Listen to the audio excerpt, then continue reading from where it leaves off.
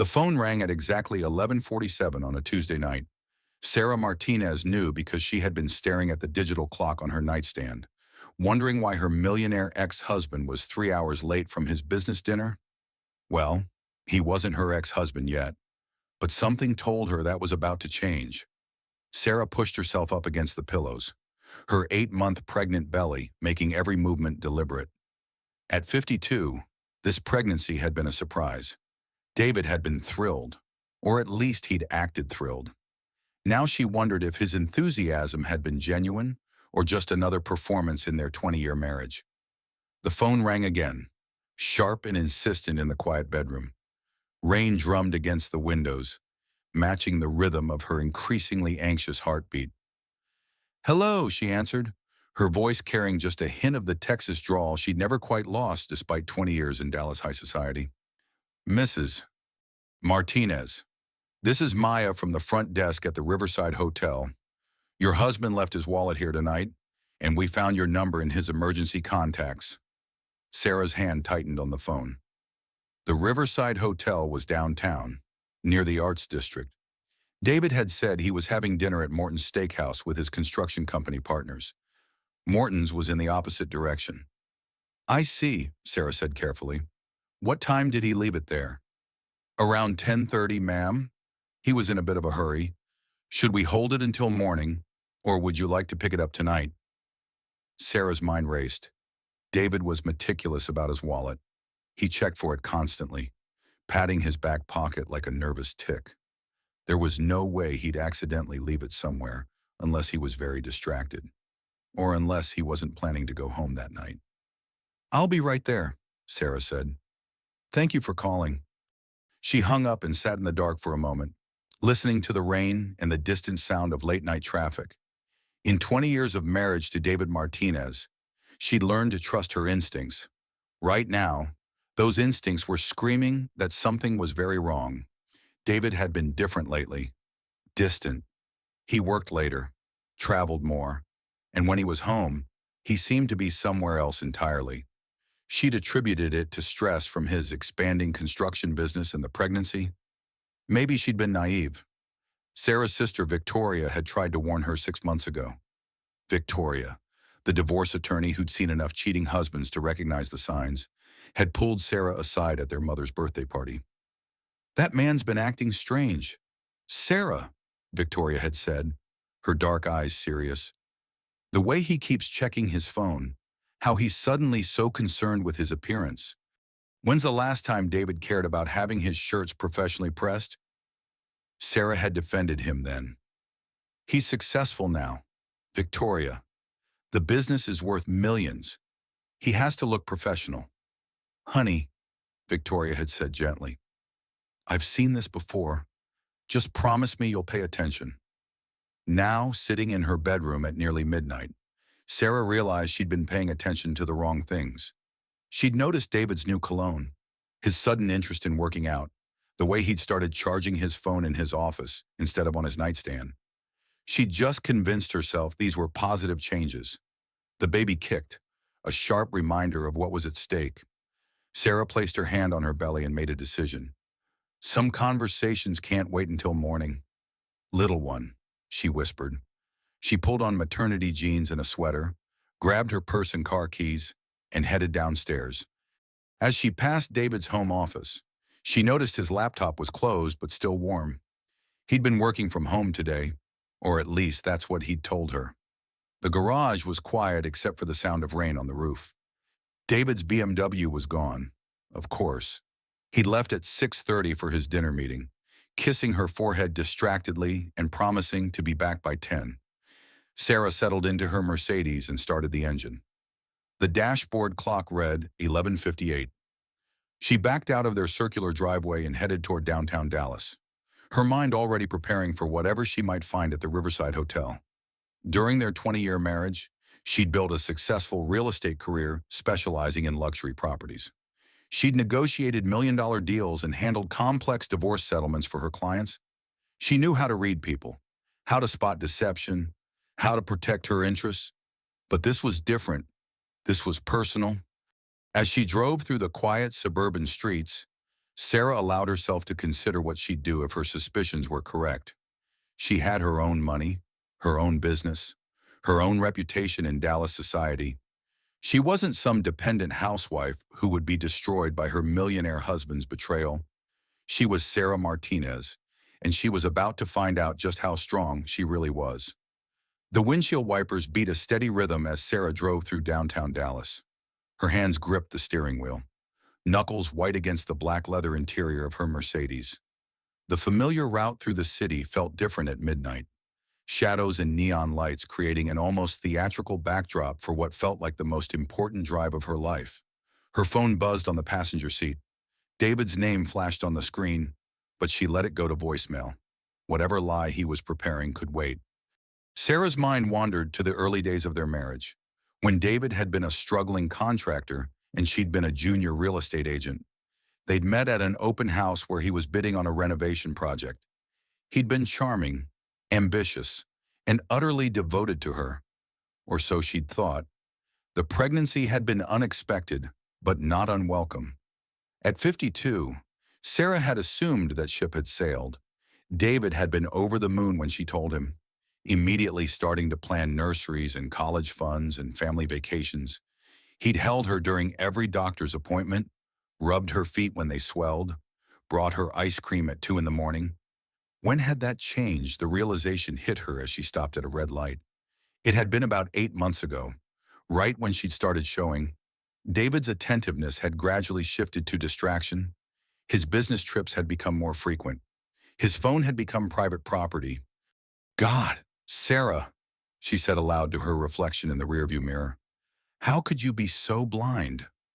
Her phone buzzed again. This time it wasn't David.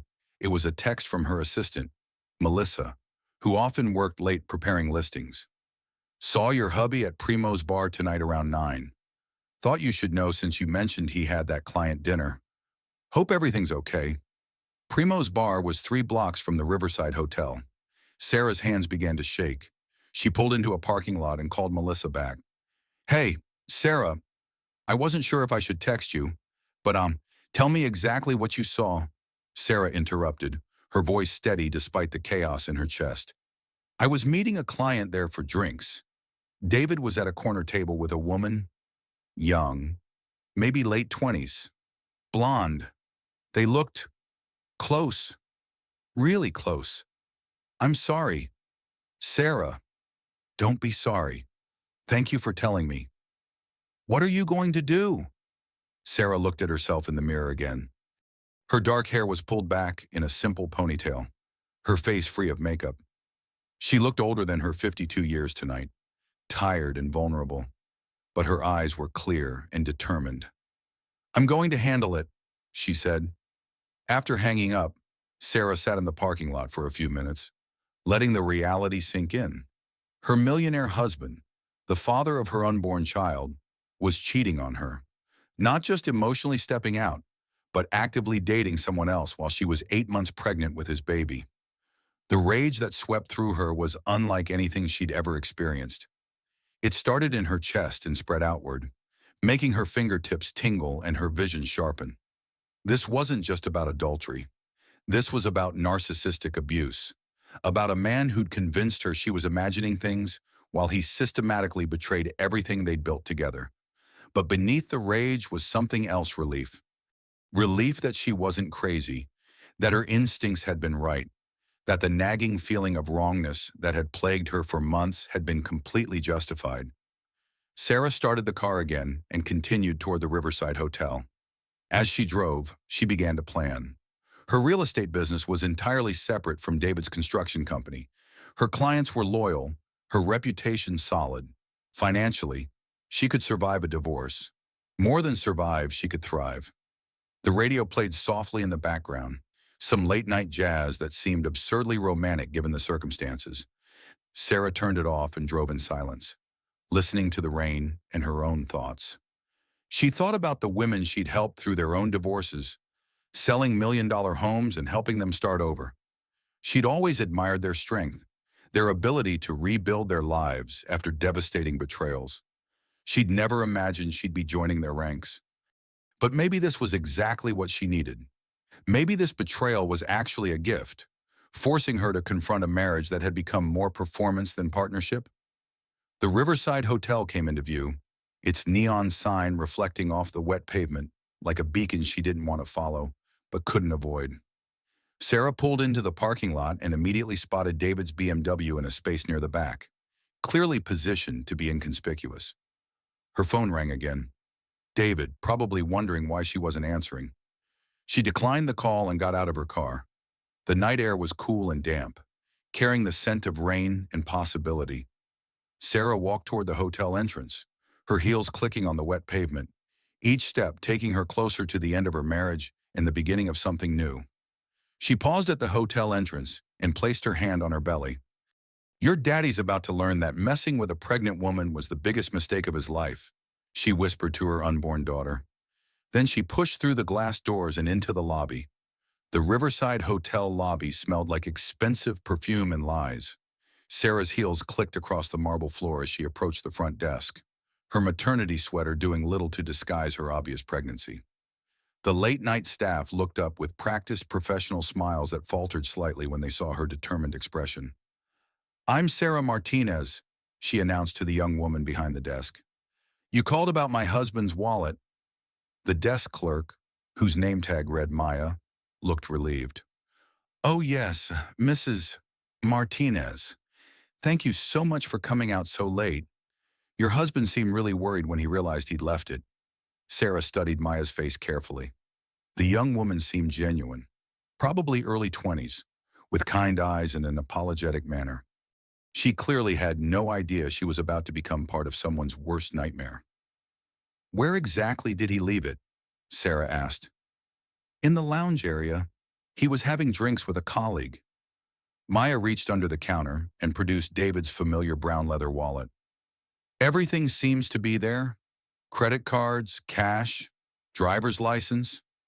Sarah took the wallet, noting that it was indeed David's, but feeling like she was holding evidence rather than her husband's forgotten property.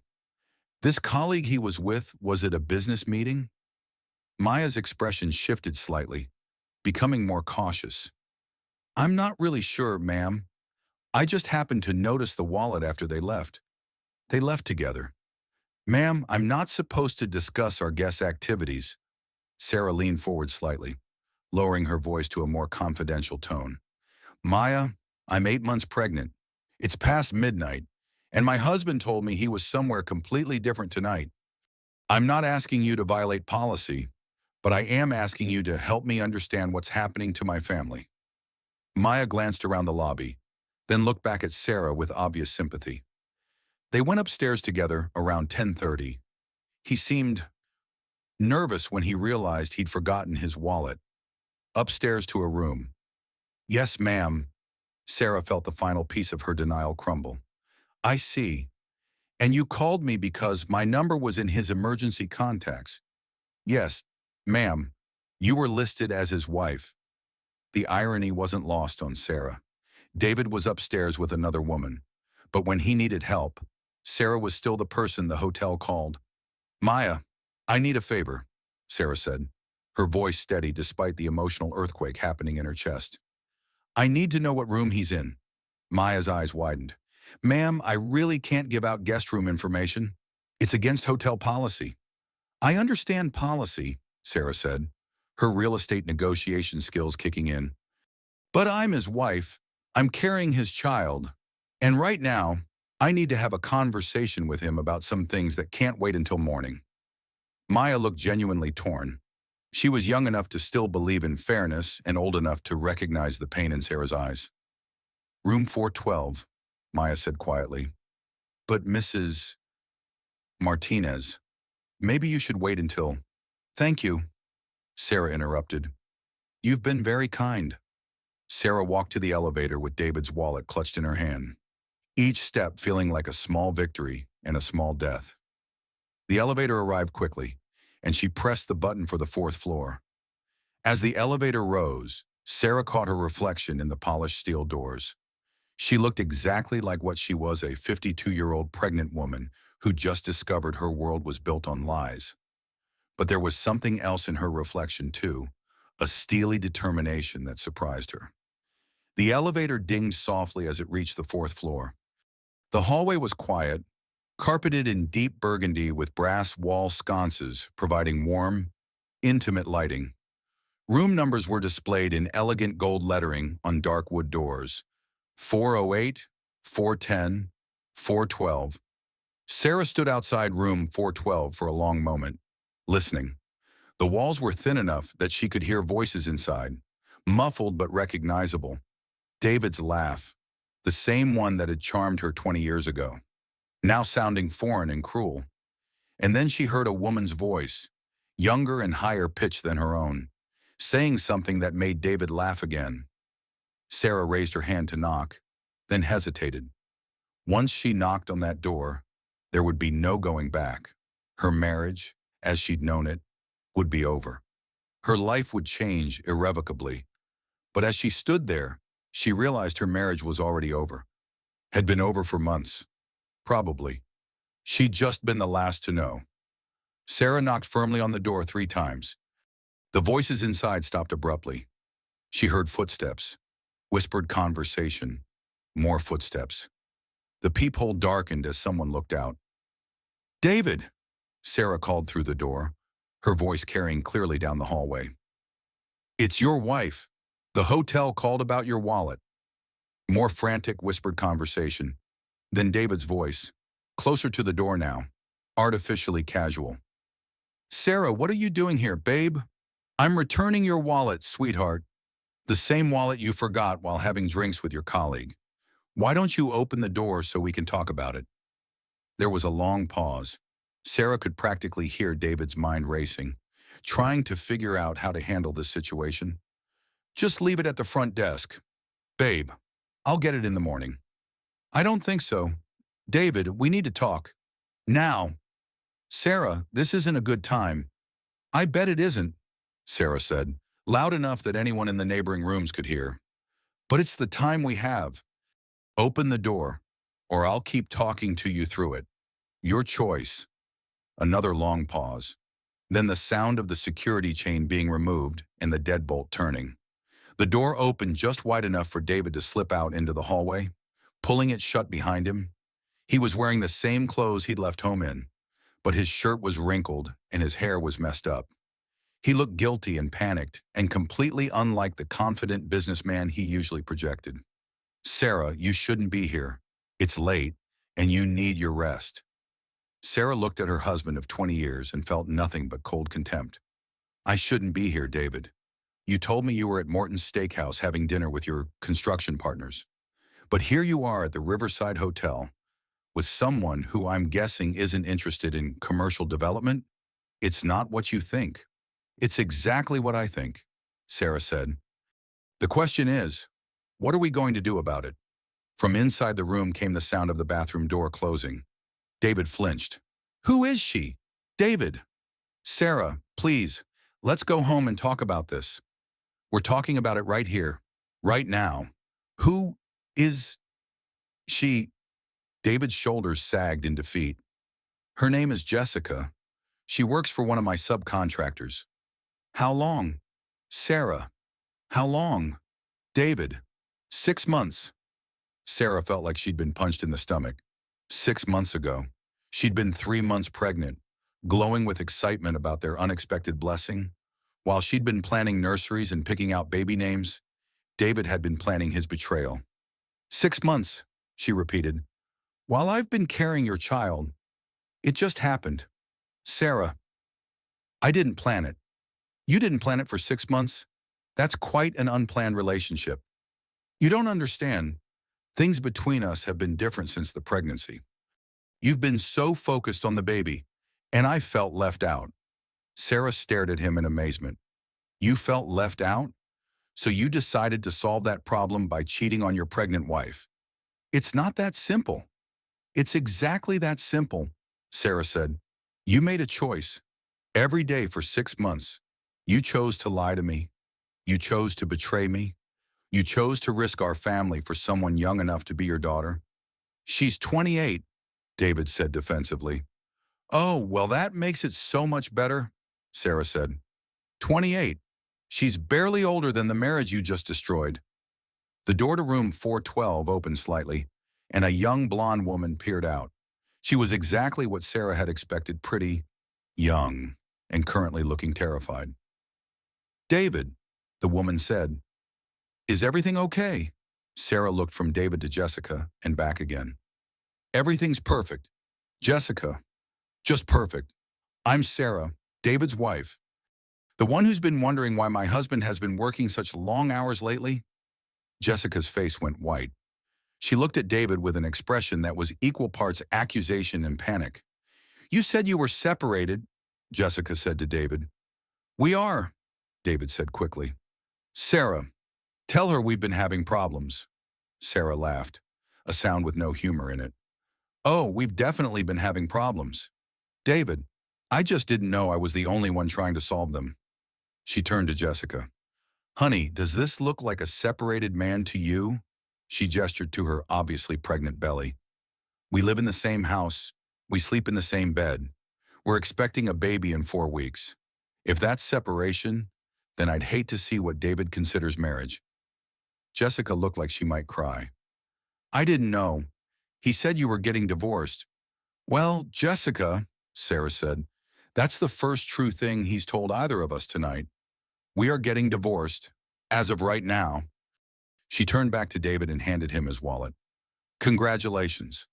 David, you just traded a 20-year marriage and a relationship with your daughter for someone who believed your lies. I hope she's worth it." Sarah turned and walked back toward the elevator, her head held high and her heart breaking with every step. Behind her, she heard David calling her name, but she didn't turn around. She had evidence now. She had the truth.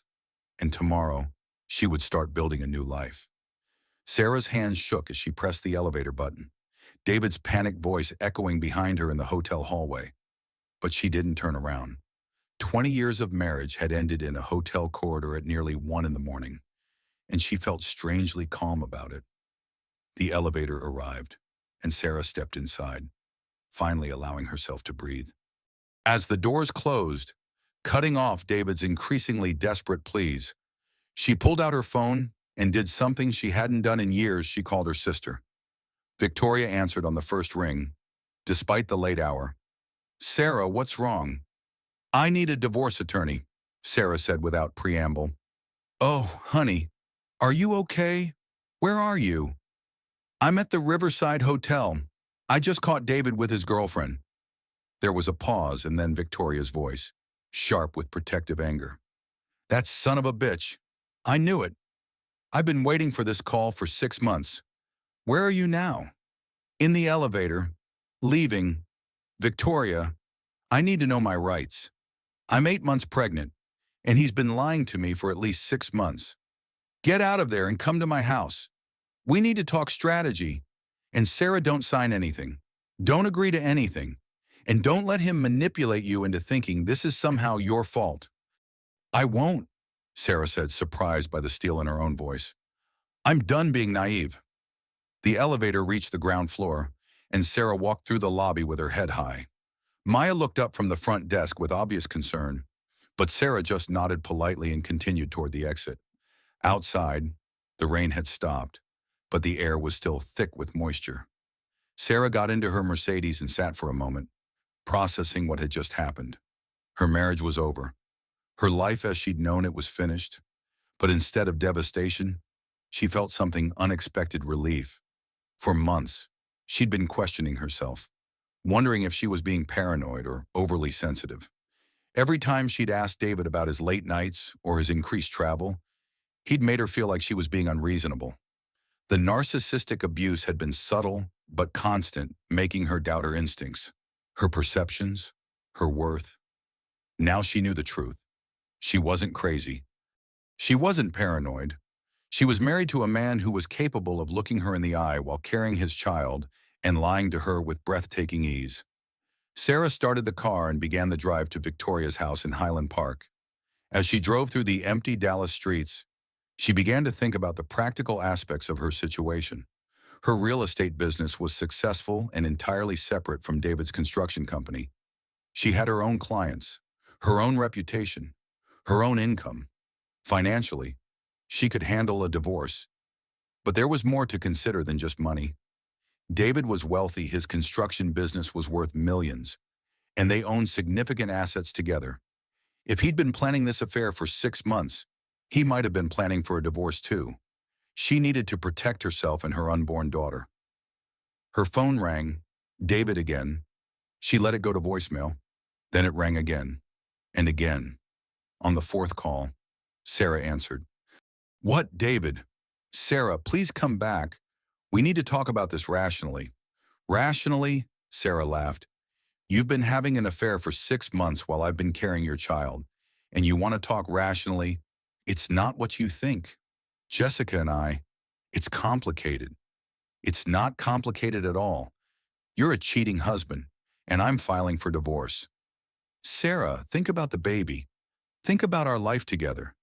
Don't throw away 20 years over a mistake. A mistake, David. A mistake is forgetting to pick up milk on the way home. A mistake is double booking a dinner reservation.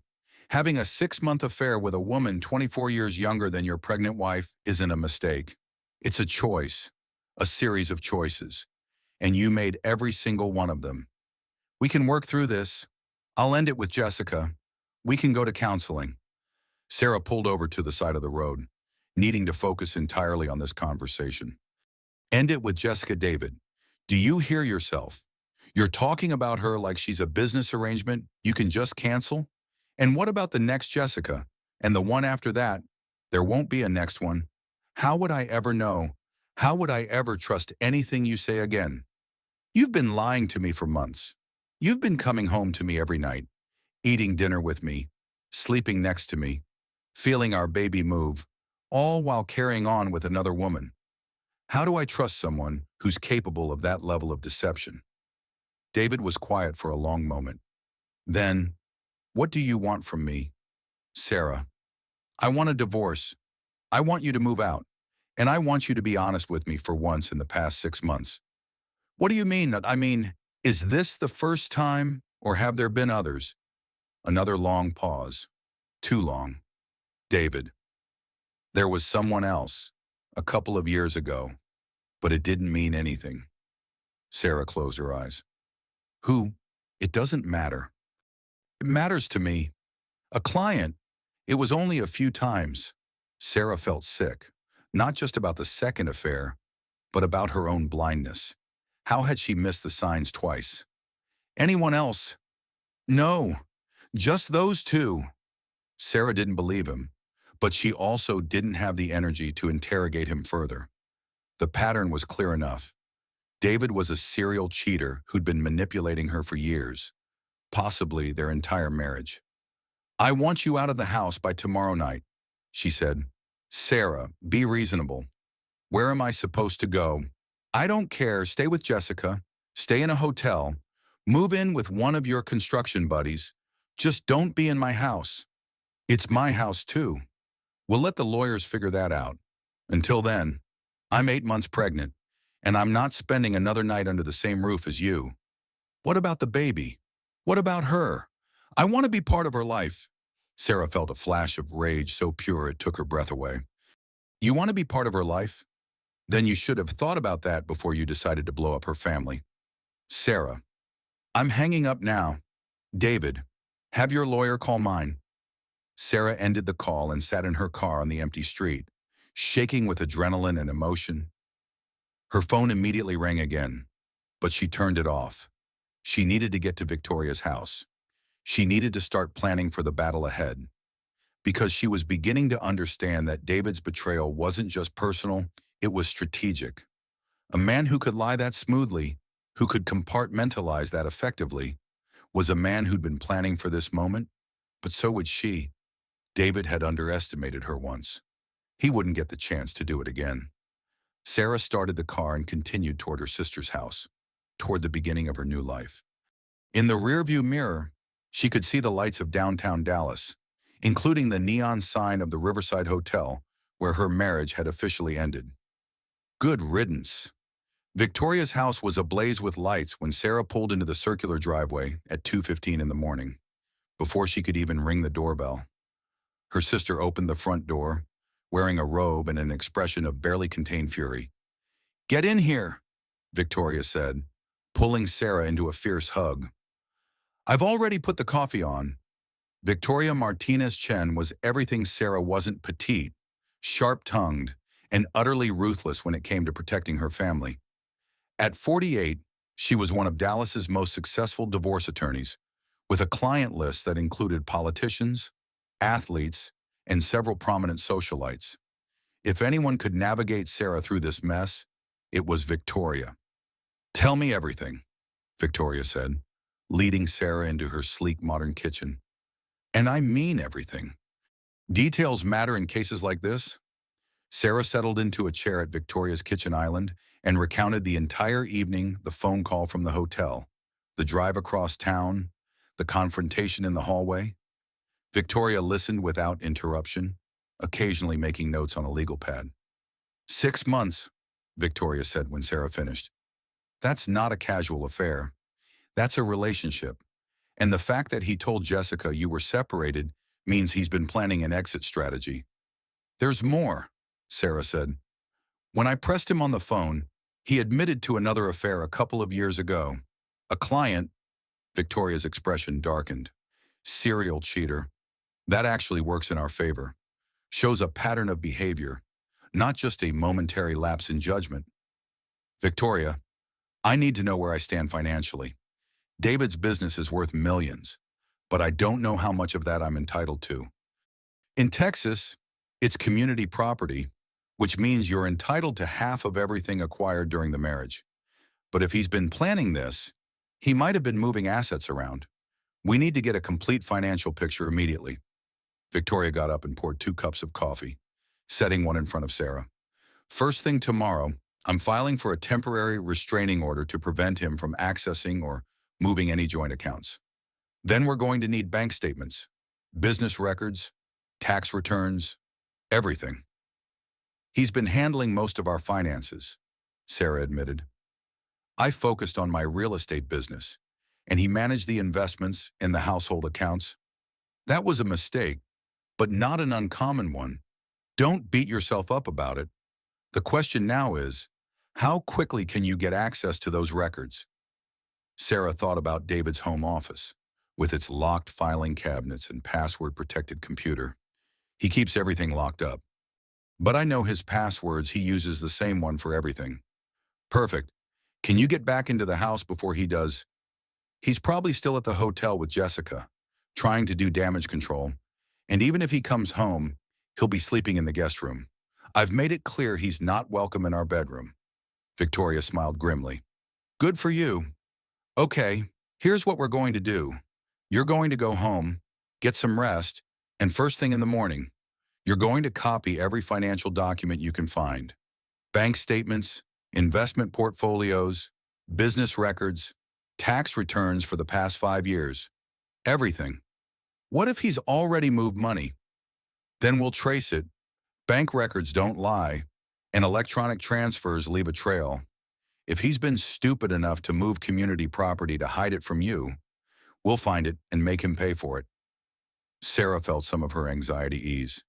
Having Victoria in her corner was like having a guided missile in her arsenal. What about custody? I'm worried he'll try to use the affair as leverage somehow. He can't. He's the one who committed adultery, not you. And you're about to give birth. No judge in Texas is going to rule against a pregnant woman whose husband cheated on her. Plus, if he's been having a 6-month affair, that raises questions about his judgment and his commitment to family. I want full custody, Sarah said. I don't want my daughter growing up thinking this kind of behavior is acceptable. We'll ask for it. Given the circumstances, we have a good chance. But Sarah, you need to prepare yourself for a fight.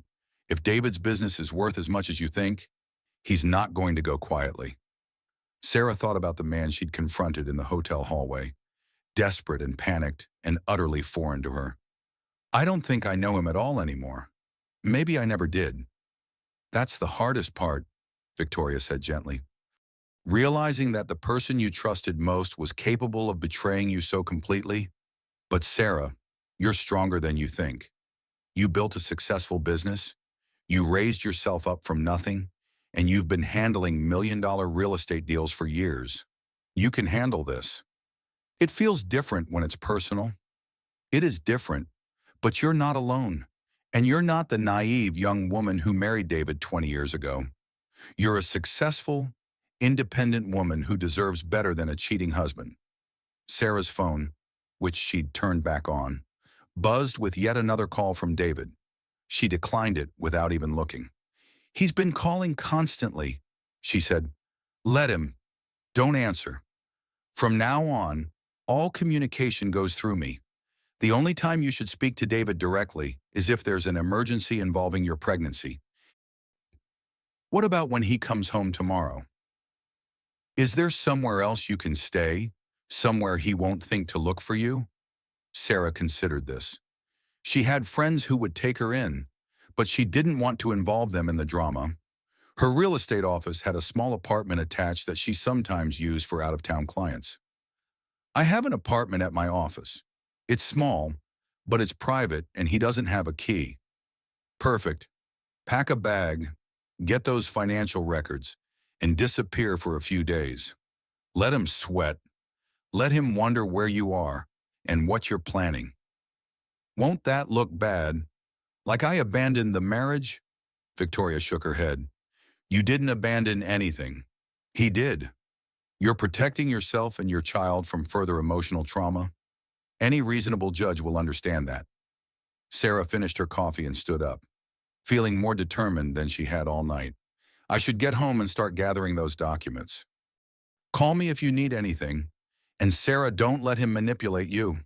Don't let him make you feel guilty or responsible for his choices. He created this situation, not you." As Sarah drove home through the empty Dallas streets, she thought about Victoria's words. For months, David had been making her feel like she was imagining things, like she was being paranoid or unreasonable. The narcissistic abuse had been so subtle she'd barely recognized it, but now she could see it clearly. The way he'd dismiss her concerns, make her doubt her instincts, convince her that his increasingly distant behavior was her fault.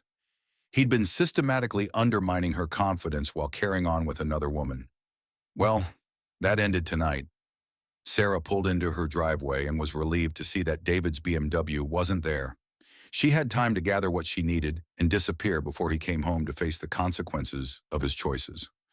The house felt different as she walked through it, less like a home and more like a crime scene. Everything looked the same, but nothing felt the same. 20 years of memories had been recontextualized in a single night. But as Sarah climbed the stairs to pack a bag and raid David's office, she realized something important. She felt more like herself than she had in months. The constant low-level anxiety, the nagging sense that something was wrong, the feeling that she was somehow failing as a wife, all of that had lifted. She wasn't the problem. She never had been. And tomorrow, she was going to start proving it. Sarah's alarm went off at 6:30 in the morning, but she'd been awake for hours. David's side of the bed was still empty, apparently. His damage control session with Jessica had lasted all night. Or maybe he'd simply been too cowardly to come home and face her. She hauled herself out of bed, her 8-month pregnant belly making every movement deliberate, and padded downstairs to make coffee. The house felt eerily quiet, like a museum of her former life. Everything looked the same, the expensive furniture they'd chosen together, the artwork they'd collected over 20 years of marriage, the family photos that now seemed like elaborate props in an elaborate lie. By 7 o'clock, Sarah was in David's home office with a cup of decaf coffee and a mission.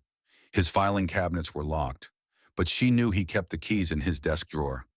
Within minutes, she had access to 20 years of financial records. What she found made her stomach turn. David hadn't just been having an affair for 6 months.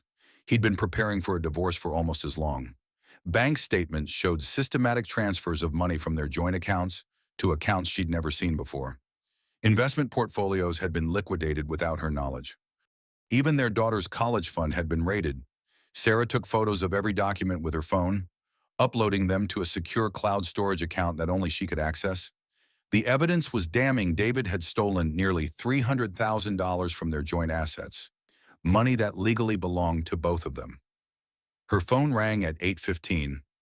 David, of course. "Sarah, we need to talk." Good morning to you too. David, did you have a pleasant evening with Jessica? Don't be sarcastic. This is serious. You're absolutely right. It is serious. Grand theft is very serious. There was a pause. What are you talking about? I'm talking about the $300,000 you've been stealing from our joint accounts over the past 6 months.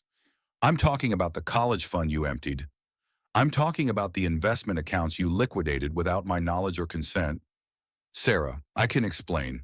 I'm sure you can. You're very good at explaining things.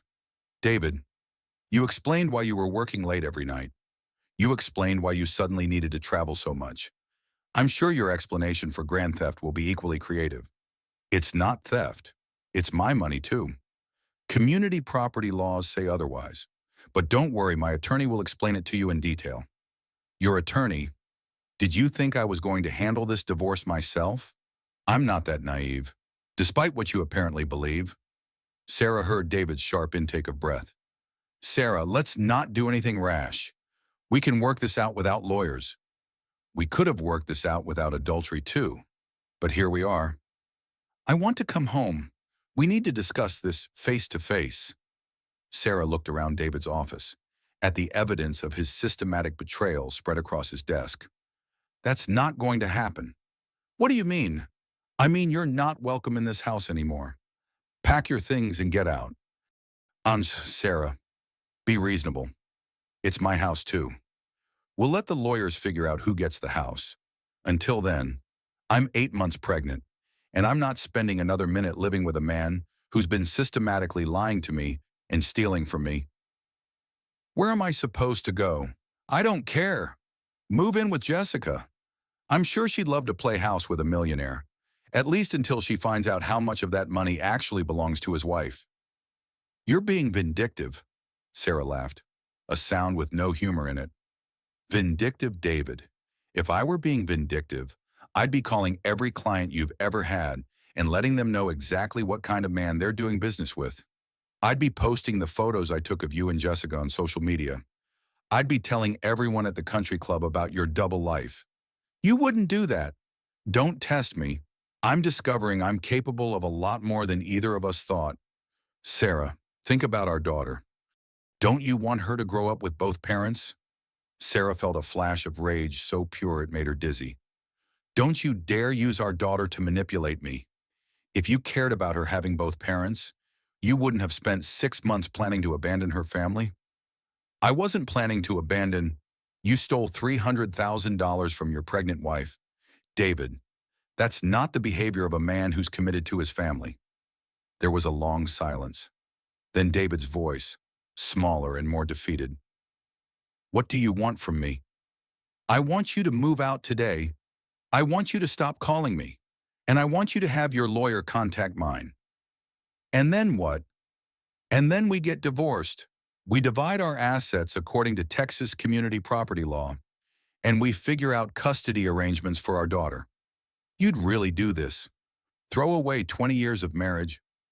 Sarah looked at the financial documents spread across David's desk, evidence of months of calculated betrayal. I'm not throwing anything away. David, you already did that. She hung up and sat in David's office chair, surrounded by the evidence of his deception. Her hands were shaking, but not from fear or sadness, from anger, pure, righteous anger at a man who treated her like a fool while systematically destroying their life together. But beneath the anger was something else, excitement. For the first time in months, she felt like herself again, strong, capable, independent. She'd built a successful real estate business from nothing. She'd handled million-dollar negotiations and complex commercial deals. She'd survived and thrived in Dallas high society, despite coming from humble beginnings.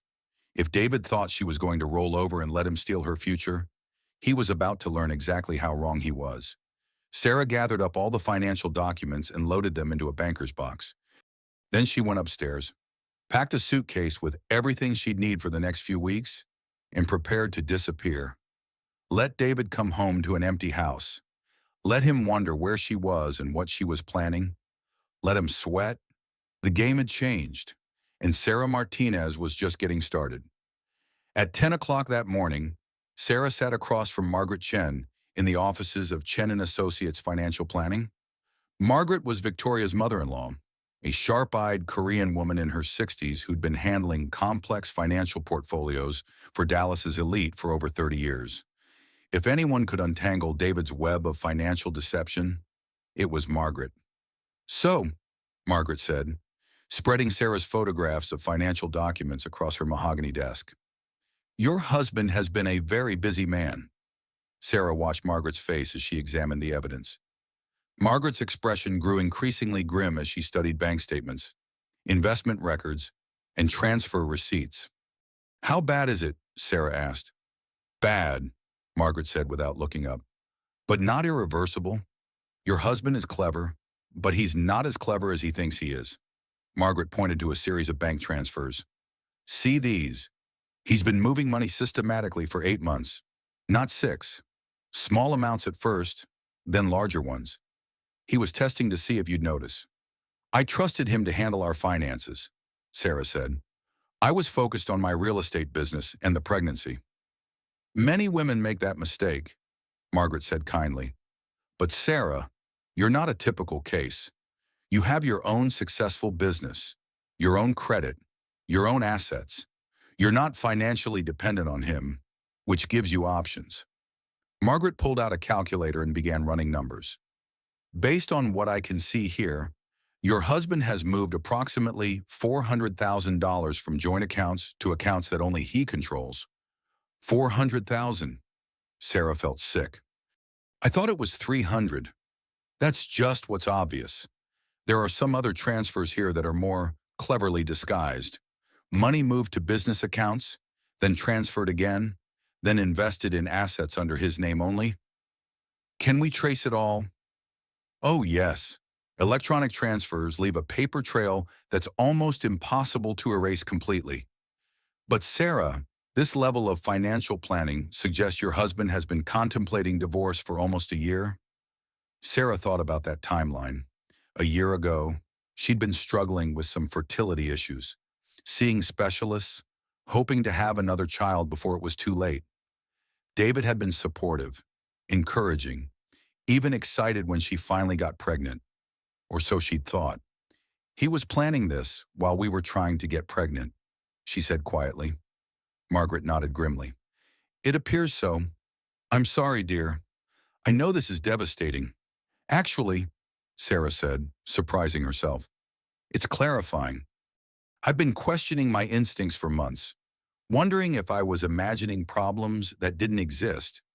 Now I know I wasn't imagining anything." "What do you want to do?" "I want every penny back, plus interest, plus penalties for the emotional distress he's caused." Margaret smiled for the first time that morning. "Now you're talking like Victoria's sister. Let me make some calls. I have contacts at every major bank in Dallas. By this afternoon, I'll have a complete picture of your husband's assets."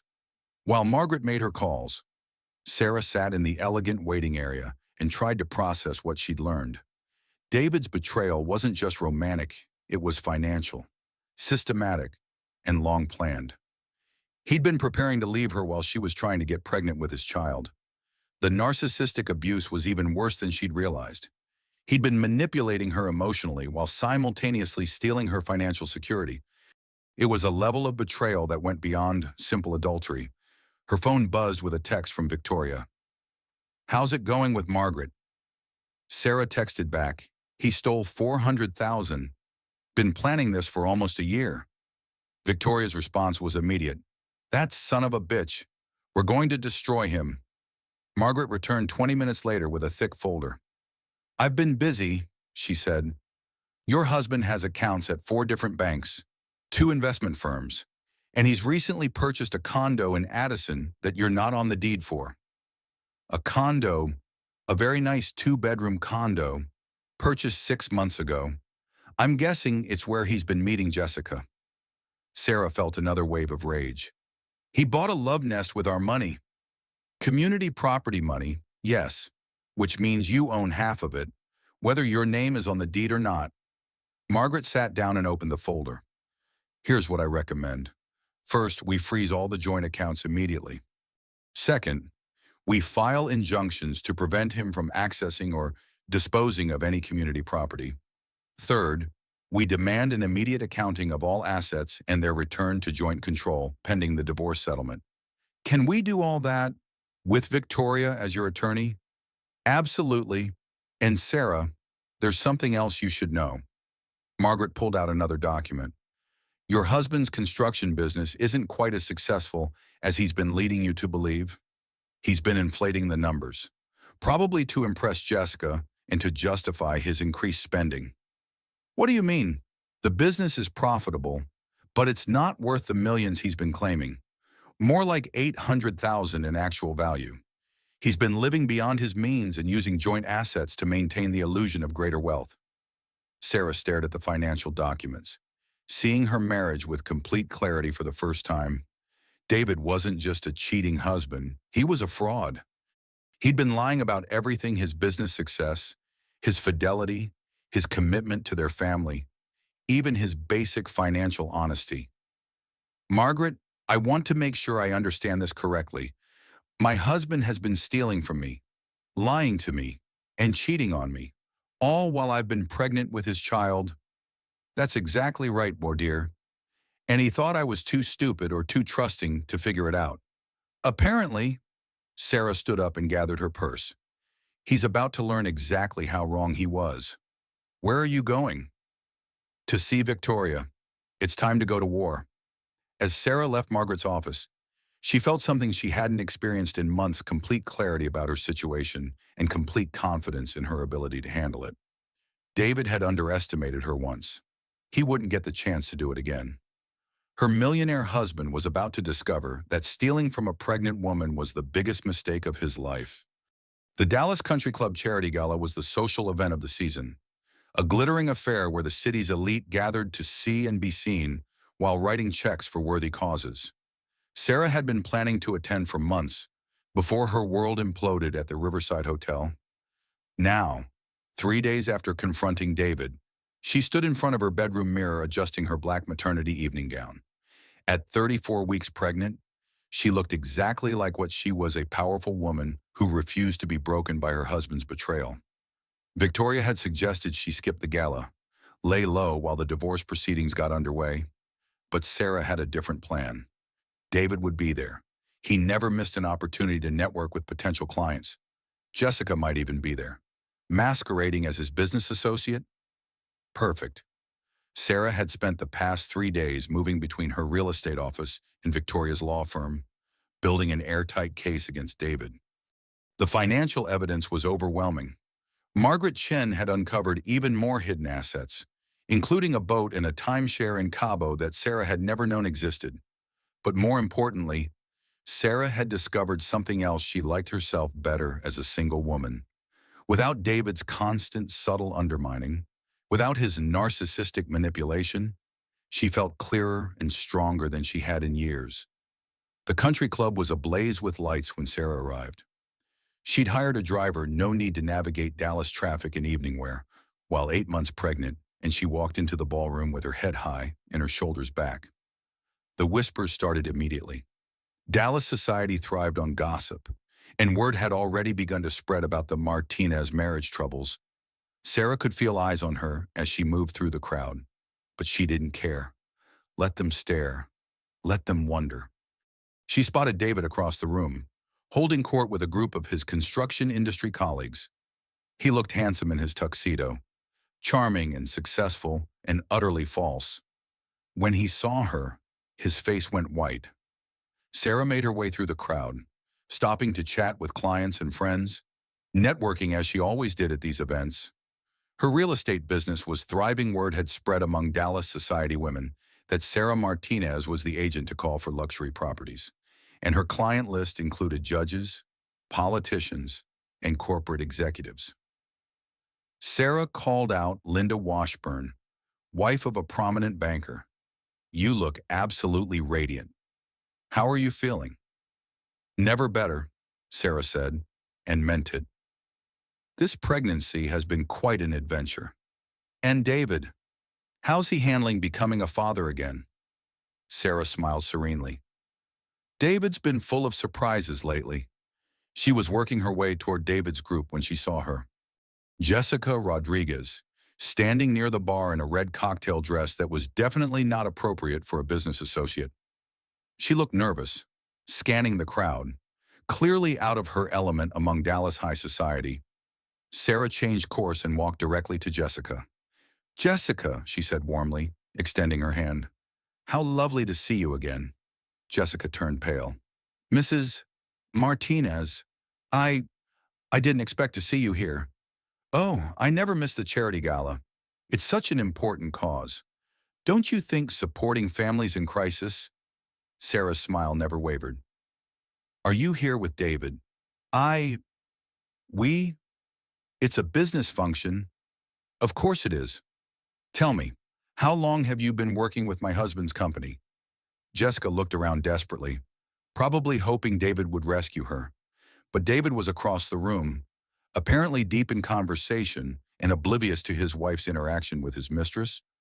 "About 8 months," Jessica said quietly. "8 months," Sarah repeated. "That's interesting. David told me you've been collaborating for 6 months. I suppose business relationships can be hard to pin down exactly."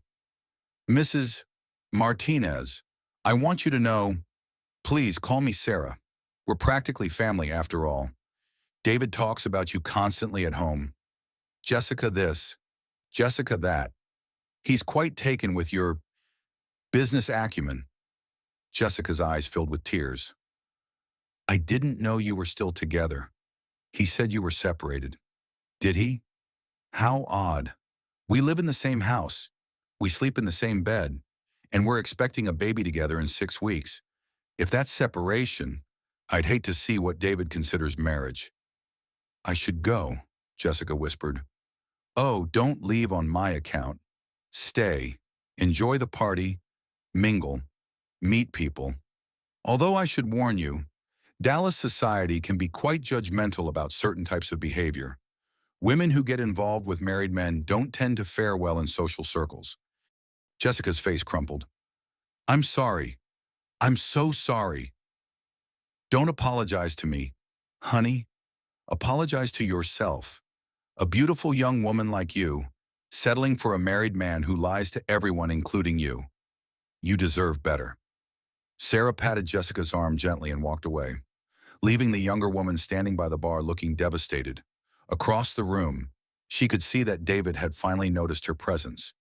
He was making his way through the crowd toward her, his expression panicked. Too late.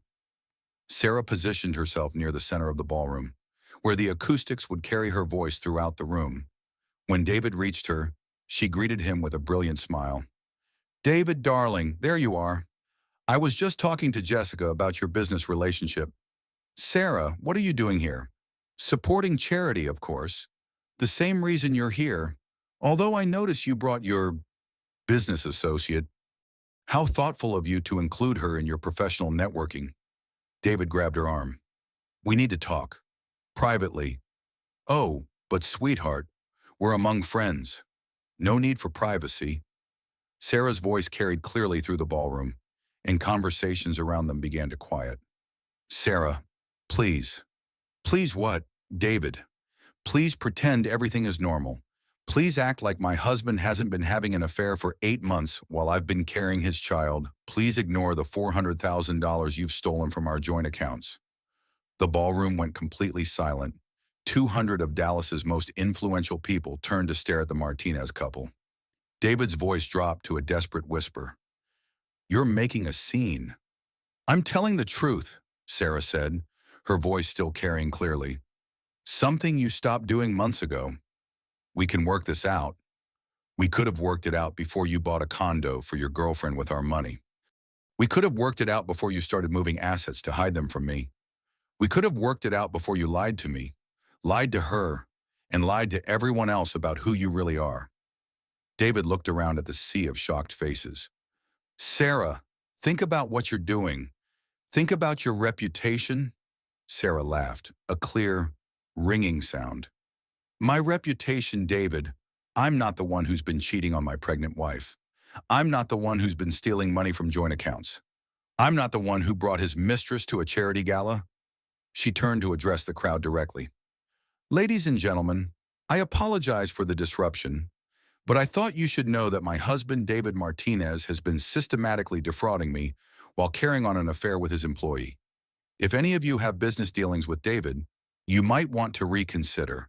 A man who would steal from his pregnant wife might not be entirely trustworthy in his business practices either. But the silence was deafening. Then, from somewhere in the crowd, came the sound of slow applause.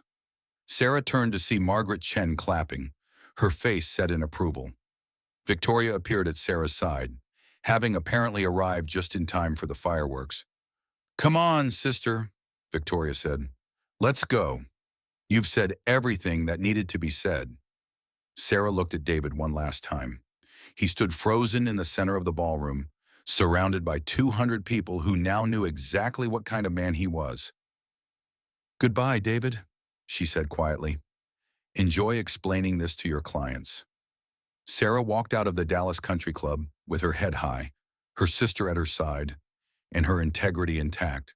Behind her, she left David to face the consequences of his choices alone. It felt like the most liberating moment of her life. 2 weeks later, Sarah sat in Victoria's law office conference room, her hands folded over her now 36-week pregnant belly, watching David's attorney squirm. Across the mahogany table, James Hartwell, Esquire, was learning that representing a serial cheater who'd committed financial fraud was not going to be the easy payday he'd anticipated. "Your client," Victoria said, her voice sharp enough to cut glass, "committed adultery while his wife was pregnant. He systematically moved $400,000 in community property to accounts she had no access to. He purchased real estate without her knowledge using joint funds. He's been conducting multiple affairs throughout the marriage, and he had the breathtaking arrogance to bring his mistress to a charity gala where his pregnant wife was present." Hartwell, a man in his 60s with a reputation for defending difficult cases, looked like he wanted to be anywhere else. "My client is willing to discuss reasonable terms for a settlement." "Reasonable?" Sarah spoke for the first time since the meeting began. "Mr. Hartwell, your client stole my money, destroyed my family, and humiliated me publicly. What exactly would be reasonable about that?" "Mrs. Martinez, marriages end for many reasons. My client made some mistakes." "But some mistakes," Victoria interrupted. "Your client didn't leave the toilet seat up or forget an anniversary. He conducted a systematic campaign of fraud and adultery while his wife was pregnant with his child." Sarah watched David, who sat beside his attorney looking smaller than she'd ever seen him. Gone was the confident businessman who charmed Dallas society. In his place was a man who'd been exposed as a fraud and a cheater and who was about to lose everything he'd tried to steal. "Here are our terms," Victoria continued, sliding a document across the table. "Mrs.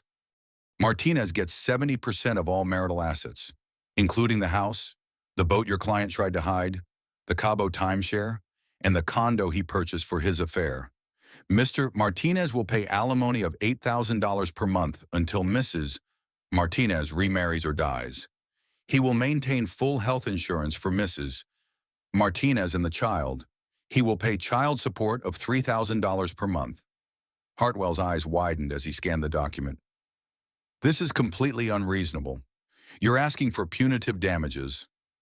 "We're asking for justice," Victoria said. "Your client committed fraud in Texas. That gives us grounds to ask for more than the standard 50-50 split." "And if he doesn't agree to these terms?" Hartwell asked. Sarah leaned forward. "Then we go to trial, where a jury will hear about the affairs, the financial fraud, and the fact that he brought his mistress to a public event where his pregnant wife was present. How do you think that will play with 12 Dallas County residents?" David spoke for the first time. "Sarah, this is vindictive. You're trying to destroy my life." Sarah stared at her soon-to-be ex-husband with complete clarity. "David, you destroyed your own life. I'm just making sure you don't destroy mine and our daughters in the process. I made mistakes, but I never meant to hurt you." "You never meant to hurt me." Sarah's voice was incredulous. "David, You systematically lied to me for almost a year. You stole hundreds of thousands of dollars from our joint accounts. You were planning to abandon me and our unborn child for a woman young enough to be your daughter. How exactly did you think that wouldn't hurt me? It wasn't supposed to happen this way. How was it supposed to happen? Were you planning to just disappear one day with all our money and leave me to raise our daughter alone? David didn't answer, which was answer enough. Victoria pulled out another folder. There's something else, David. Jessica Rodriguez is facing potential fraud charges. Apparently, signing documents for accounts containing money that wasn't legally yours makes her an accessory to theft. David's face went white. You can't involve Jessica in this. She didn't know about the financial stuff. She knew she was having an affair with a married man, Sarah said. She knew I was pregnant. She made her choices just like you made yours. Hartwell whispered something to David, who shook his head vehemently. They had a brief, heated conversation in low voices.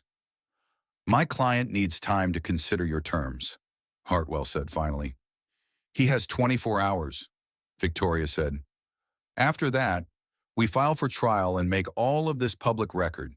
Every affair, every hidden account, every lie he told. It'll be front-page news in Dallas society.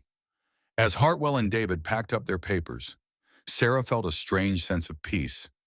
For months, she'd been living in David's version of reality, where she was paranoid and needy and imagining problems that didn't exist.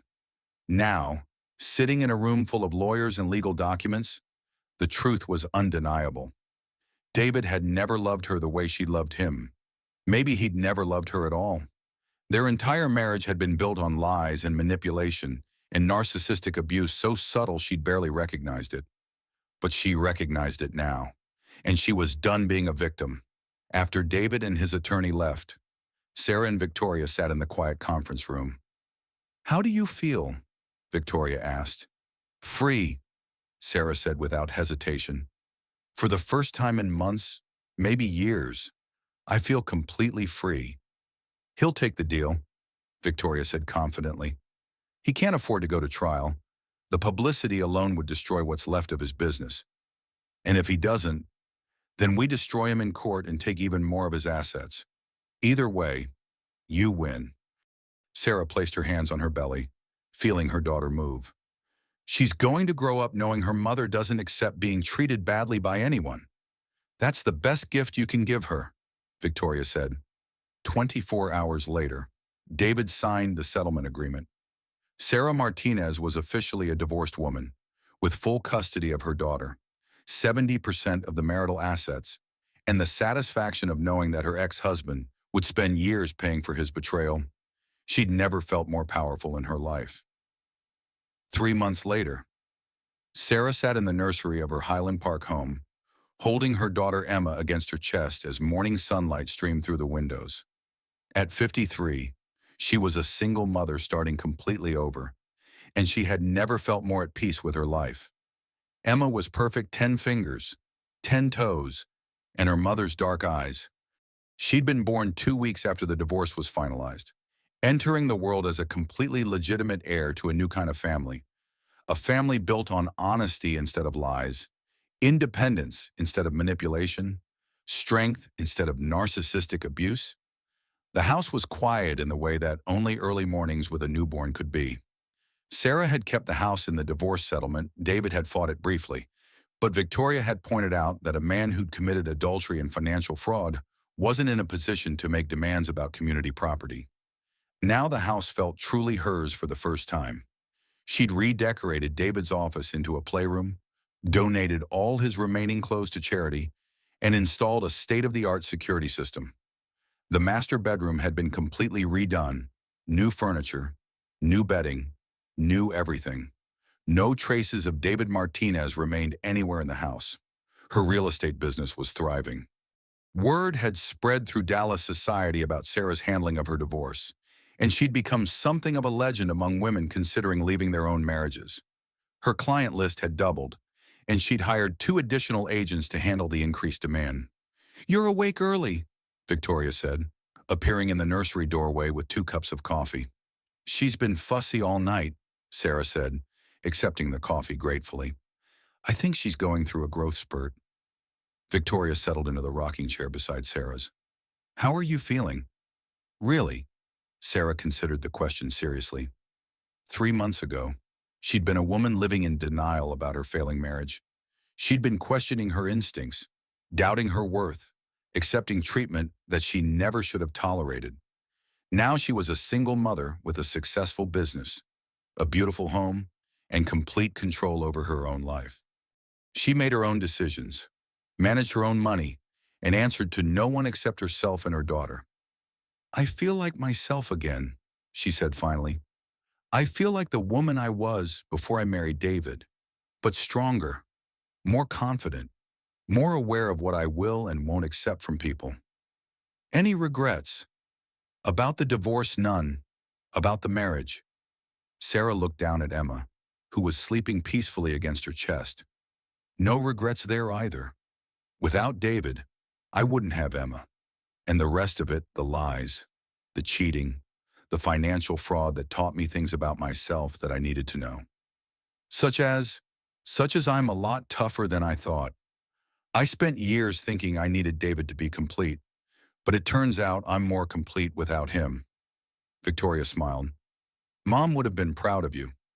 Remember how she used to say that the strongest women were the ones who learned to depend on themselves? Their mother had been a single parent herself, raising 2 daughters after their father left when Sarah was 12.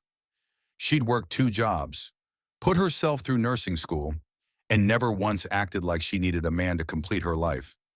Sarah had somehow forgotten that lesson during her marriage to David.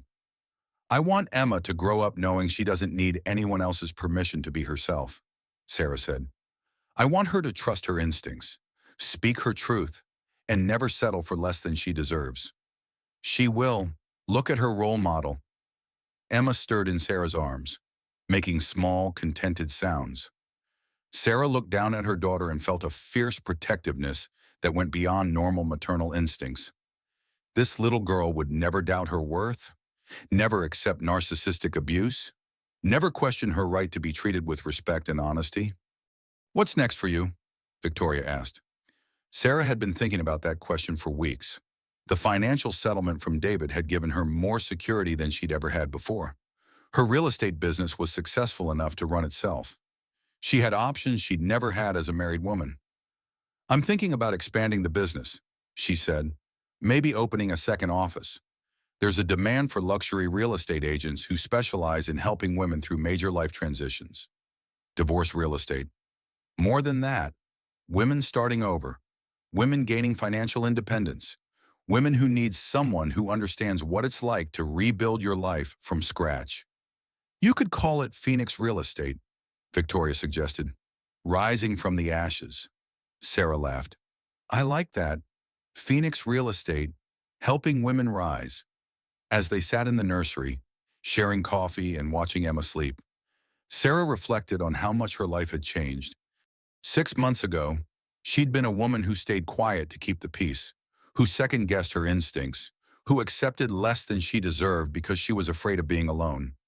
Now she knew the truth: being alone was infinitely better than being with someone who didn't value her.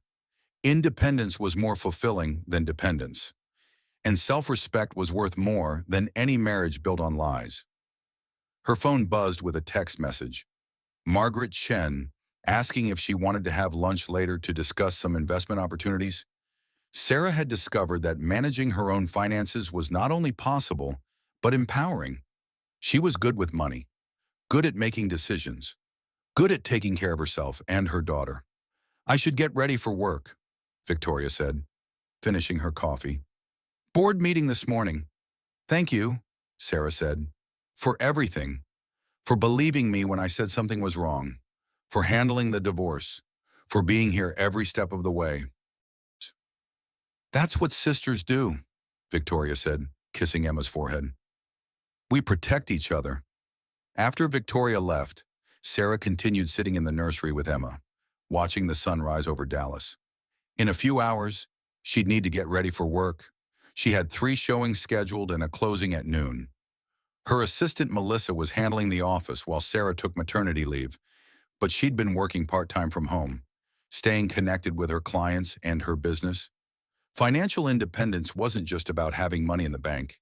It was about having options, having control, having the ability to make choices based on what was best for her and Emma, rather than what would keep someone else happy. "Your daddy thought he could steal our future," she whispered to Emma. "But he only made us stronger. We're going to build something better than he ever could have imagined." Emma opened her dark eyes and looked up at her mother with the serious expression that newborns sometimes have, as if they understand more than they can communicate. "That's right, baby girl," Sarah said. "It's just you and me now, and we're going to be just fine." As Emma fell back asleep in her arms, Sarah looked out at the garden she was planning to plant in the spring. Roses, maybe.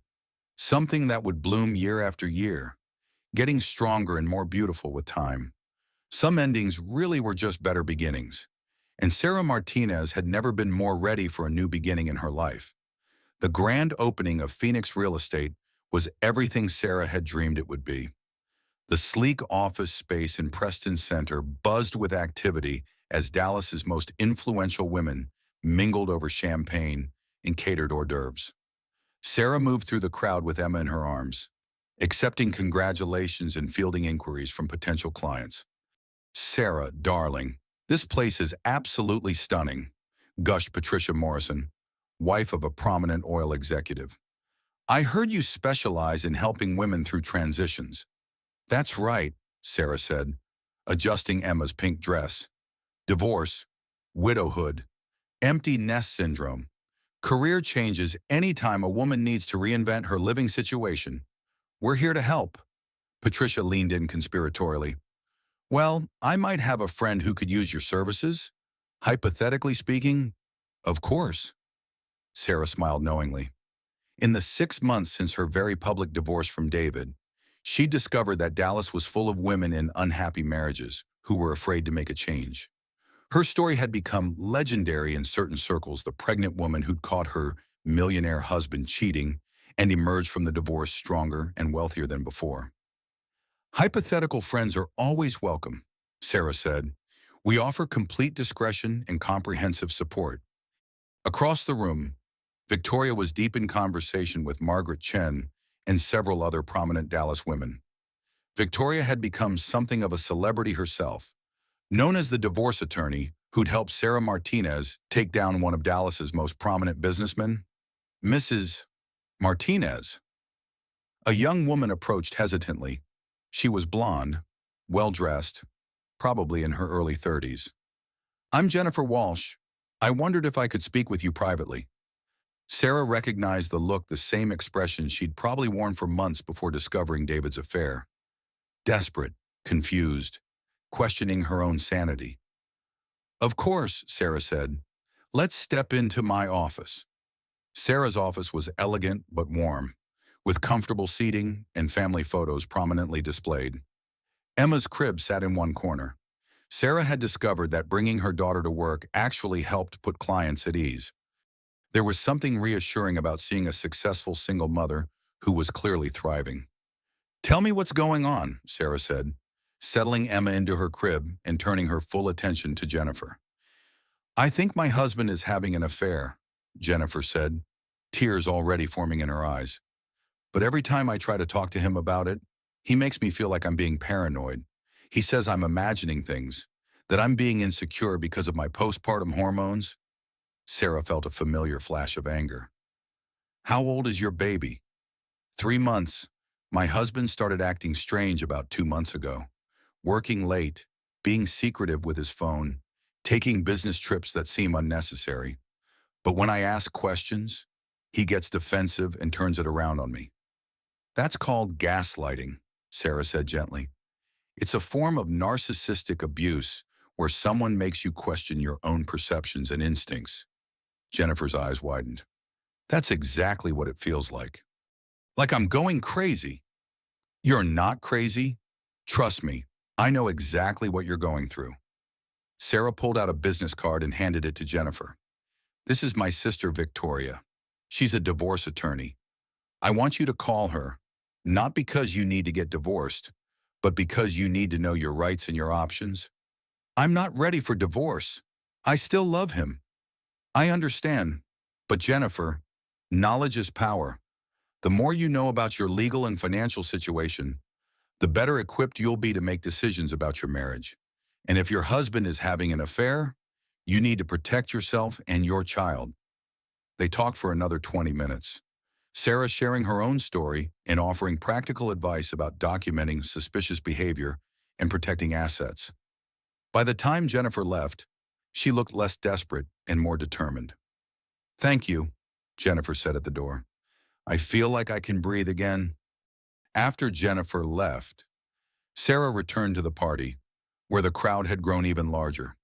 She spotted several women she recognized from the country club, women who'd witnessed her public confrontation with David, and clearly approved of how she'd handled it. Sarah called out Linda Morrison, Patricia's sister-in-law. "I was just telling everyone about your new business model.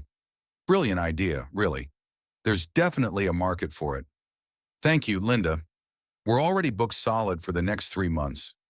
And it was true. Phoenix real estate had attracted clients from across Dallas and beyond. Women who were starting over, women who needed to downsize after a divorce, women who wanted to upgrade after gaining financial independence. Sarah had discovered a niche market that no one else was serving. But more than that, she discovered her true calling. Helping women navigate major life transitions wasn't just a business, it was a mission. Every client reminded her of her own journey from victim to victor, from dependent wife to independent entrepreneur. "Sarah, there's someone I'd like you to meet," Victoria said, approaching with a distinguished older woman. "This is Judge Rebecca Harrison. She's been following your story." Judge Harrison was a formidable woman in her 60s, one of the most respected family court judges in Dallas County. Sarah had heard about her reputation for being tough on cheating spouses and protective of women's rights. "Mrs. Martinez," Judge Harrison said, shaking Sarah's hand firmly, "I wanted to tell you how impressed I am with how you handled your situation. Too many women accept poor treatment because they're afraid of being alone." "Thank you, Your Honor. I learned that being alone is much better than being with someone who doesn't respect you." "Exactly. And now you're helping other women learn the same lesson. That's important work." As the evening wound down, Sarah found herself standing in her office, looking out at the city lights of Dallas. Emma was sleeping peacefully in her crib, and the last of the party guests were saying their goodbyes. Victoria appeared in the doorway. "So, how does it feel to be officially launched?" "It feels right," Sarah said. "For the first time in years, I feel like I'm exactly where I'm supposed to be." "Any regrets about the divorce?" Sarah considered the question seriously. 6 months ago, she'd been married to a man she thought she loved, living in what she thought was a happy marriage. Now she was a single mother running her own business, financially independent and emotionally free. "None," she said finally. "David did me a favor by showing me who he really was. I just wish he'd done it before I wasted 20 years on him." "What about Emma? Do you ever worry about her not having a father?" Sarah looked at her sleeping daughter. "Emma has something better than David as a father. She has a mother who won't tolerate being disrespected, who knows her own worth, and who will teach her that she doesn't need anyone else's permission to be successful and happy." "He still hasn't asked to see her, has he?" "Not once. I think he's too busy trying to rebuild his reputation and his business. Turns out, publicly humiliating your pregnant wife doesn't do wonders for your client relationships." Victoria laughed. "I heard he lost 3 major contracts after the country club incident. And Jessica moved back to Houston. Apparently being with a disgraced millionaire ex-husband wasn't as appealing as she'd thought." They stood in comfortable silence for a moment, looking out at the city where Sarah had built her new life. "What's next?" Victoria asked. "Expansion," Sarah said without hesitation. "I want to open offices in Houston and Austin. There are women all over Texas who need what we're offering. A real estate empire built on helping women start over. Why not? There's definitely a market for it. And it's work that matters." Sarah's phone buzzed with a text message from Margaret Chen. "Saw the news coverage of your opening. Brilliant concept. Let's discuss investment opportunities for your expansion plans." Sarah smiled. 6 months ago, She'd been a woman who let other people make financial decisions for her. Now she was building a business empire and managing her own investments. "I should get Emma home," she said, gently lifting her sleeping daughter from the crib. "Big day tomorrow. I have 4 showings and a lunch meeting with a potential investor." As they prepared to leave, Sarah took one last look around her office. The walls were decorated with photos of successful client transactions, thank you letters from women she'd helped, and awards from various Dallas business organizations. But the photo that meant the most to her was the one on her desk, Emma at 3 months old, smiling at the camera with the same determined expression Sarah had been wearing since the night she walked out of the Riverside Hotel. "Ready to go home, baby girl?" she whispered to Emma. Home, not David's house, not the marital residence, but her home, the house she'd fought for and won, the house she'd transformed from a monument to a failed marriage into a foundation for a successful new life. As Sarah drove through the quiet Dallas streets with Emma sleeping in her car seat, she reflected on how much had changed in just 1 year. 12 months ago, she'd been a woman living in denial about her failing marriage, accepting narcissistic abuse because she was afraid of being alone. Now she was a successful entrepreneur, a devoted single mother, and a woman who knew exactly what she would and wouldn't accept from people. She'd turned her personal tragedy into professional triumph, and she was helping other women do the same. The house was quiet when they arrived home, but it was a peaceful quiet rather than a lonely one. Sarah settled Emma in her nursery, checked her business emails, and prepared for bed in the master bedroom that was entirely her own. As she drifted off to sleep, Sarah thought about all the women like Jennifer Walsh who would walk into her office in the coming months and years. Women who were questioning their instincts, doubting their worth, accepting treatment they didn't deserve. She would help them find their strength, just as Victoria and Margaret had helped her find hers. She would show them that financial independence was possible, that starting over could be the beginning of the best chapter of their lives. And maybe, just maybe, she would prevent some of them from wasting 20 years on men who didn't deserve them.